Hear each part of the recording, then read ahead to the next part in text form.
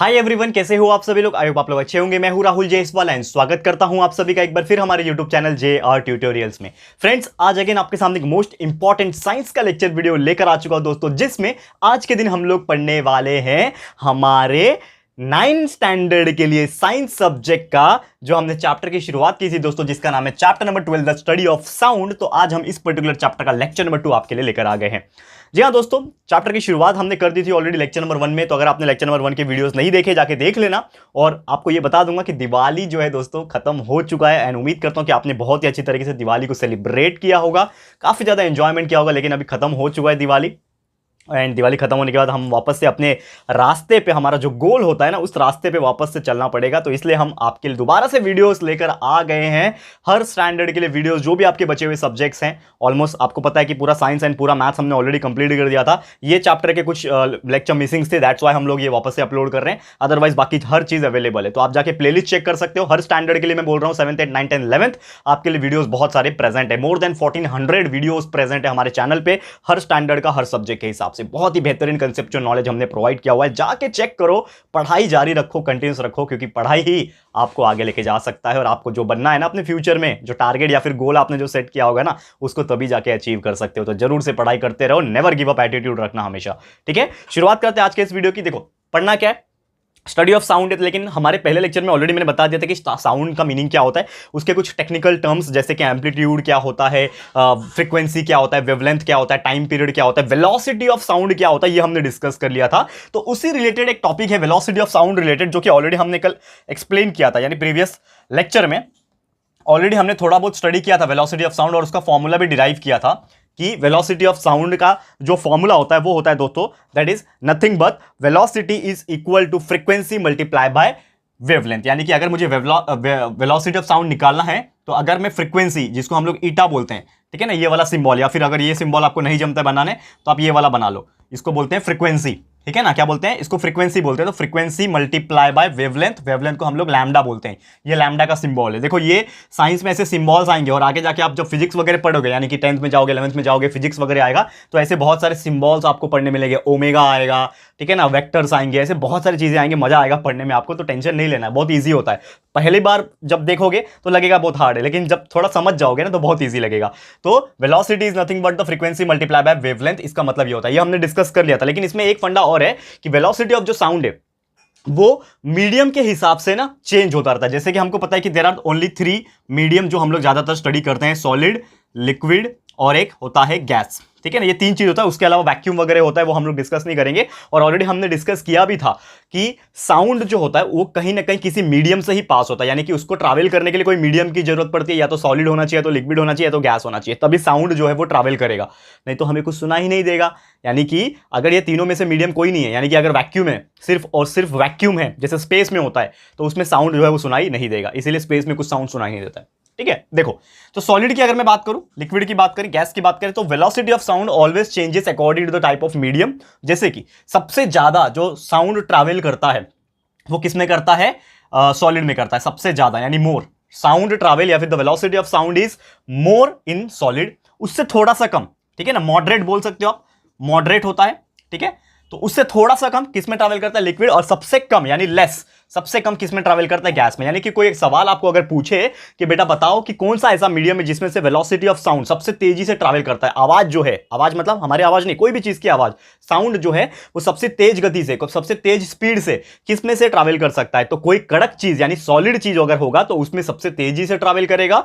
हवा अगर रहेगा तो सबसे कम ट्रैवल करेगा, और अगर लिक्विड रहेगा तो मॉडरेट लेवल पे, मीडियम लेवल पे ट्रैवल करेगा। ऐसे बहुत सारे एग्जांपल्स भी है, अगर हम डिस्कस करें, example point of view discuss करें, जैसे कि सॉलिड सब्सटेंस की बात करें, एल्यूमिनियम हो गया, स्टील हो गया, आयरन हो गया, लोखंड जिसको बोलते हैं, ब्रास स्टील हो गया, ये सब के जो स्पीड होते हैं लगभग मोर देन 5000 मीटर पर सेकंड स्क्वायर होते हैं, ठीक है ना। यानी कि 5000 मीटर पर सेकंड, हर सेकंड में 5000 मीटर ट्रैवल कर रहा है, लगभग 5 किलोमीटर के आसपास हो गया।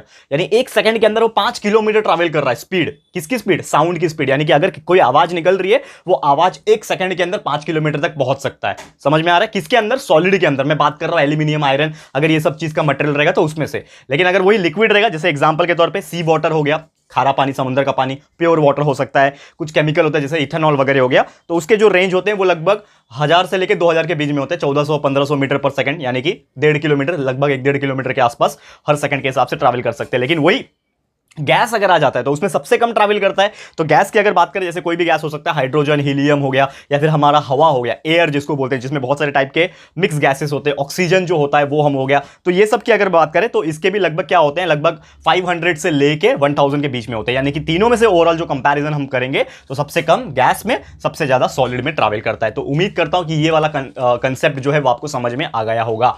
अब एक और चीज है कि जो वेलोसिटी ऑफ साउंड जो है गैस का, वो बहुत सारे मीडियम के ऊपर डिपेंड करता है, साथ ही में कुछ फैक्टर्स के ऊपर डिपेंड करता है। तो यहां पे हम लोग बात करेंगे velocity of sound in gaseous medium, ठीक है ना। यहां पे मैं एक हेडिंग डालता हूं आपके लिए, बहुत ही बेहतरीन टॉपिक है, जिसका नाम है velocity of sound in gaseous medium.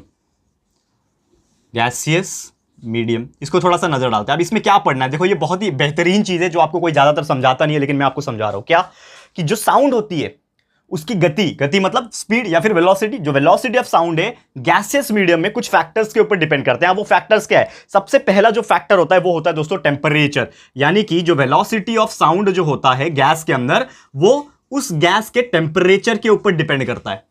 अब आप बोलोगे सर कैसे, कैसे का सवाल ही जवाब जो है मैं बताने के लिए यहां पे आया हूं दोस्तों। तो कहने का मतलब ये है, जैसे मैंने बोला कि हम बात कर रहे हैं किसकी, गैसियस मीडियम। गैसियस मीडियम क्या हो सकता है, हवा हो सकता है, कोई भी गैस हो सकता है, हाइड्रोजन, हीलियम, ऑक्सीजन, ठीक है ना, कोई भी गैस हो सकता है। तो वो गैस का टेम्परेचर क्या है, अगर वो गैस का टेम्परेचर क्या है, वो गैस के टेम्परेचर के ऊपर डिपेंड करेगा कि वेलोसिटी ऑफ साउंड कितना रहेगा। तो एक इक्वेशन है, जैसे कि अगर मैं टेम्परेचर के हिसाब से बात करूं तो एक इक्वेशन हमेशा आपको याद रखना है, that is velocity of sound. V का मतलब क्या बताया मैंने, वी का मतलब होता है वेलोसिटी ऑफ साउंड, बताया था ऑलरेडी। तो वी मतलब velocity of sound is directly proportional to square root of T. T मतलब टेम्परेचर, ठीक है ना, यहां पे टेम्परेचर मतलब टी, यहां पे लिख देता हूं मैं शॉर्टकट में टी, ठीक है, समझ में आ रहा है। देखो क्या बोल रहा हूं कि velocity of sound is directly proportional to square root of temperature. इसका मतलब क्या हुआ, इसका मतलब क्या हुआ, अगर आप इसको थोड़ा सा मैथमेटिकल तरीके से सोचे, क्योंकि देखो साइंस में मैथ्स आता है, आपको पता है, ये साइंस पढ़ रहे हैं लेकिन इसमें मैथमेटिक्स का यूज होगा जो आपने बहुत पहले से पढ़ा हुआ है। अब इसको आप देखोगे, ये वी है, ये स्क्वायर रूट है, और ये क्या है, टेम्परेचर है, लेकिन ये स्क्वायर रूट में है। तो मैं क्या करता हूं, ये स्क्वायर रूट मुझे मजा नहीं आ रहा है, तो मैं अगर मैं इसको स्क्वायर बोथ साइड कर दूं, स्क्वायरिंग बोथ साइड, मैंने क्या कर दिया, दोनों साइड स्क्वायर लगा दिया, तो क्या बन जाएगा, ये वी का वी स्क्वायर बन जाएगा, ठीक है, वी का वी स्क्वायर बन गया। और ये जो स्क्वायर रूट ऑफ टी है, अब स्क्वायर रूट के ऊपर भी स्क्वायर आ जाएगा, यानी कैंसिल हो जाएगा, तो क्या बचेगा, टी बचेगा। यानी कि क्या मिल रहा है हमें, V square is directly proportional to T, यानी टेम्परेचर। तो इससे एक चीज क्या पता चला कि अगर मैं समझ लो टेम्परेचर का वैल्यू बढ़ा दूं, जैसे मैंने समझ लो कि टेम्परेचर का वैल्यू अगर मैं 2 ले लूं, ठीक है, तो वी स्क्वायर कितना हो जाएगा, 2 का स्क्वायर, यानी कि कितना हो जाएगा 4।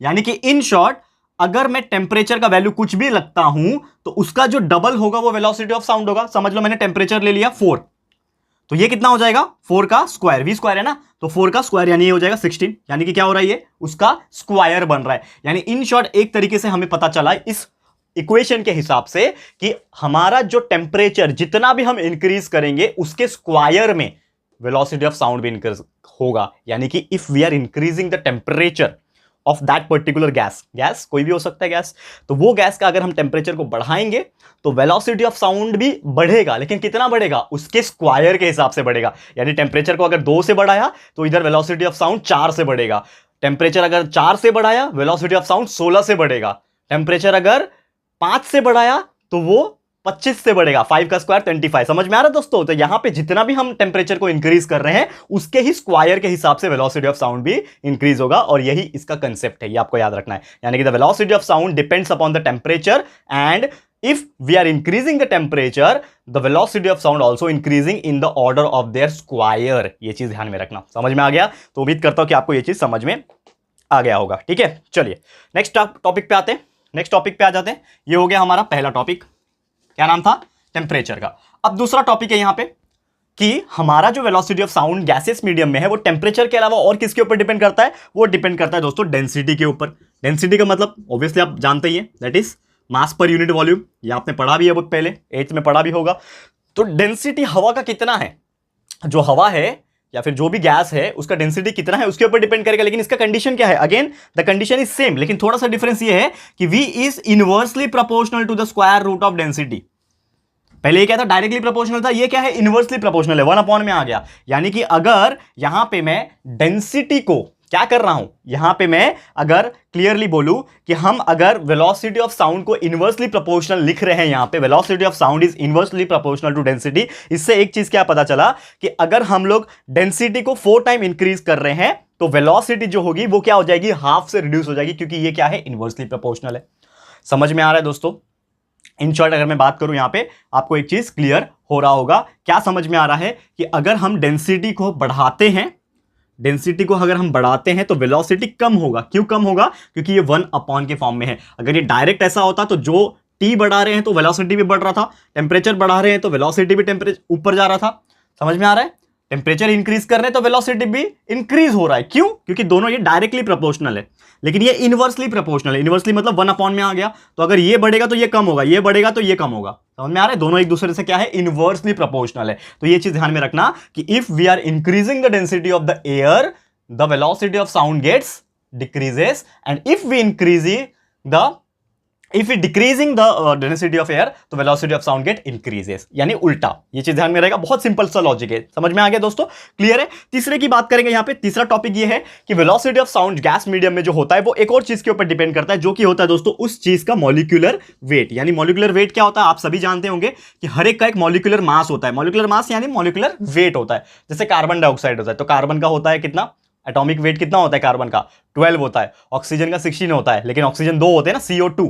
बताया था ये मैथमेटिक्स में, माफ कीजिए, साइंस के फंडा सीरीज में भी एक्सप्लेन किया, और 9th में आपने ये खुद पढ़ा होगा। आई गेस एवोगाड्रो नंबर वाला चैप्टर, कौन सा चैप्टर है वो, 4th या 5th चैप्टर होगा। ठीक है, ये मैंने पढ़ा अभी है।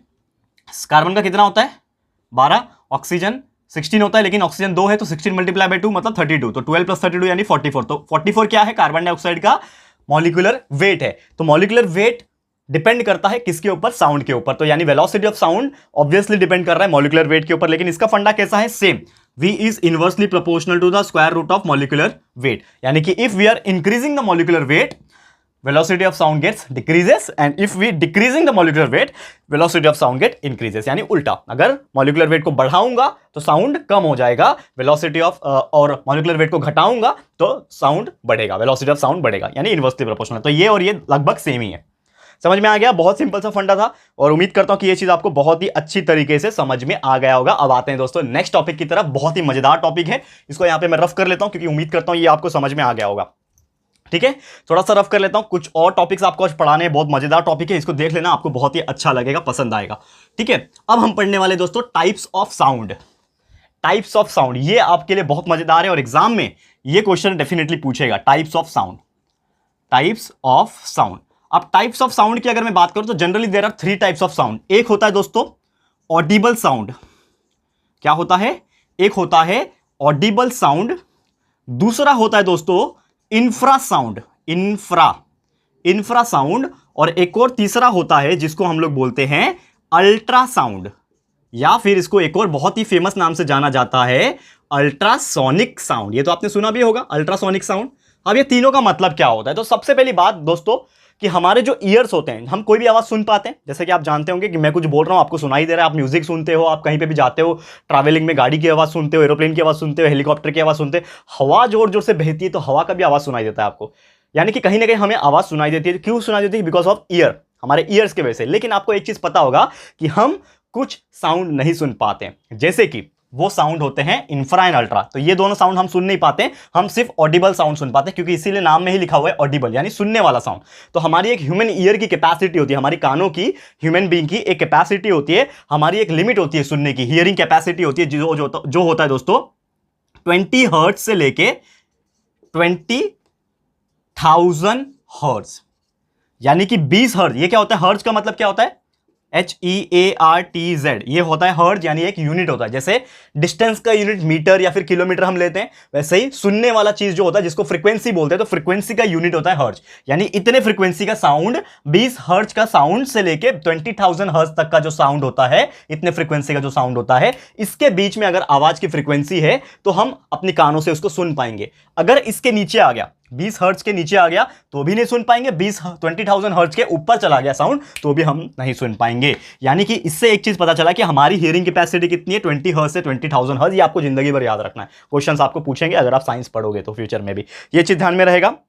तो हम एक चीज क्या बोल सकते हैं कि हम बिलो 20 हर्ट्ज नहीं सुन सकते, अबाउट 20,000 हर्ट्ज भी नहीं सुनते। लेकिन अगर कोई भी साउंड बिलो है, बिलो 20 हर्ट्ज कोई भी साउंड है अगर है, यानी 20 से 19 भी आ गया, 18 भी आ गया, 19.9 भी हो गया, यानी 20 हर्ट्ज से थोड़ा भी नीचे वाला साउंड है, थोड़ा भी नीचे फ्रीक्वेंसी वाला साउंड है, तो वो साउंड को हम लोग क्या बोलते हैं, इंफ्रा। क्या बोलते हैं, इंफ्रा साउंड। जैसे नाम में देखो इंफ्रा, इंफ्रा का मतलब कम होता है, तो 20 से कम अगर रहेगा तो उसको बोलेंगे इंफ्रा साउंड। और ऐसे साउंड हम ह्यूमन बीइंग नहीं सुन पाते। ऐसे साउंड नॉर्मली क्या होते हैं, जो स्पेशल एबिलिटी वाले कुछ एनिमल्स होते हैं, जैसे कि अगर मैं बात करूं यहाँ पे डॉग होते हैं, ठीक है ना, कुत्ते लोग, इसीलिए आपने देखा होगा ना कुत्ते लोग अलर्ट हो जाते हैं, डॉग जो होते हैं ना वो थोड़े अलर्ट हो जाते हैं। कुछ भी हल्का सा हुआ हमको समझ में नहीं आएगा कि यार कुत्ता क्यों भौंक रहा है, लेकिन उनको कुछ ऐसी साउंड सुनाई दे जाती है जो हम लोग नहीं सुन सकते, ठीक है ना। तो वो इंफ्रा साउंड होती है। जैसे डॉग्स हो गए, ठीक है ना, माउस हो गए, बैट, चमगादड़ जो होते हैं, ठीक है ना, वो अपना एको निकालते हैं। हमें सुनाई देता है क्या एको, उनका नहीं सुनाई देता है। तो वो बैट हो गए, डॉल्फिन्स हो गए, तो इनके पास एक स्पेशल एबिलिटी होती है कि वो ऐसे साउंड को सुन पाते हैं। उनका ईयर इस तरह से डिजाइन किया हुआ है नेचर ने कि वो सुन पाते हैं, इसीलिए उसको इंफ्रा साउंड कहा जाता है। अब दूसरा चीज, ये तो आपको पता चल गया 20 हर्ट्ज से 20,000 हर्ट्ज, ये कौन सा साउंड था, ऑडिबल साउंड। ये कौन सा साउंड है, ऑडिबल साउंड है, ठीक है ना। ये हो गया इंफ्रा साउंड। अब तीसरा कौन रहेगा, ये हो गया पहला, ये दूसरा, और तीसरा साउंड कौन सा था, जैसे मैंने बोला अल्ट्रासाउंड, ठीक है ना। अल्ट्रासाउंड क्या है यहां पे, जो अबाउ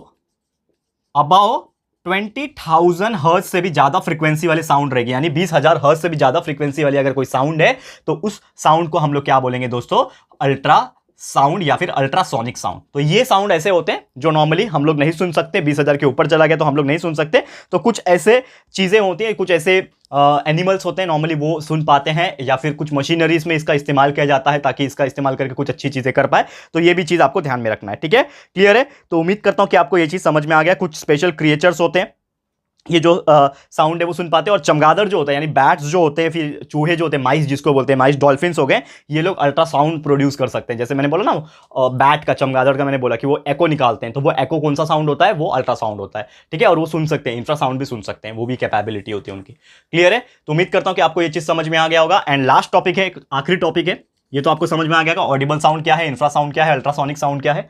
अब एक आखिरी टॉपिक है कि ये जो अल्ट्रासोनिक साउंड है ना, ये बहुत इंपॉर्टेंट साउंड होता है और इसका इस्तेमाल बहुत सारे मशीनरीज में होता है। तो इसका यूजेस क्या है, अल्ट्रासोनिक साउंड का यूजेस क्या है, इसको शॉर्ट में डिस्कस कर लेंगे। बहुत ईजी टॉपिक है, आपको याद रहेगा। तो सबसे पहली बात, आपने कभी नोटिस किया है कि हम कभी हॉस्पिटल जाते हैं, ठीक है, तो कुछ अगर हमें पेट दर्द हो रहा है, किडनी में कुछ दर्द हो रहा है, कुछ ऐसा होता है, डॉक्टर बोलता है अल्ट्रासोनिक टेस्ट कराओ, तो बोलता है ना अल्ट्रासोनिक कराओ, ठीक है ना, अल्ट्रासाउंड करवाओ, ऐसा सुना होगा आपने ये वर्ड, ठीक है। तो इट इज नथिंग बट आपके अंदर से एक अल्ट्रासोनिक साउंड को पास किया जाता है।